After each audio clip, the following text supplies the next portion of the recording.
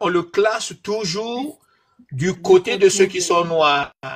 Mhm. Nos parents aussi, c'est comme ça qu'ils réagissaient, ils considéraient comme si cet enfant est impur, donc il n'est pas à nous. Mais on va le purifier pour l'utiliser à nos profits. Les premiers blancs, ce sont nos ancêtres. Pas par rapport à la couleur de leur peau, mais par rapport aux rituels et aux rites qu'ils pratiquaient. Ils portaient du blanc, se considérant comme peuple pur.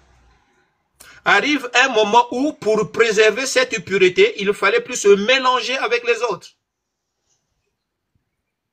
Si mélange était important, c'était pour aller envahir les autres peuples, en tuant les hommes, en conservant les femmes. Puisque nous sommes purs, on vient purifier un peuple qui est là, hein, mais en injectant notre sang dans les femmes, en tuant les hommes. Les enfants qui naîtront métis, nous allons les purifier. On va les utiliser pour préserver le territoire. Mais en les plaçant, donc ils vont recevoir notre instruction. S'ils arrivent, à ce moment-là, on va les qualifier comme un peuple pur.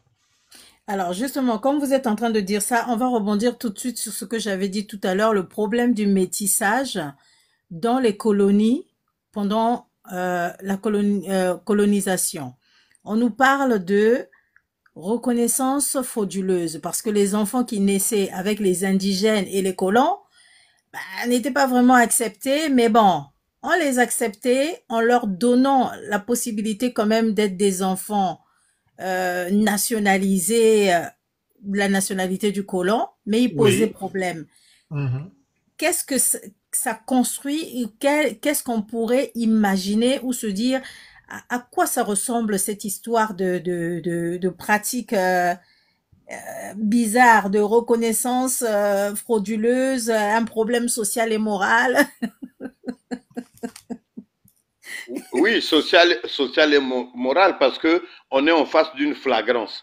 N'eût été la flagrance phénotypale, il devait pas s'en occuper. Mais comment refuser un enfant qui a un teint de blanc, des cheveux comme le blanc? Donc, du coup, la reconnaissance ne pouvait que s'imposer.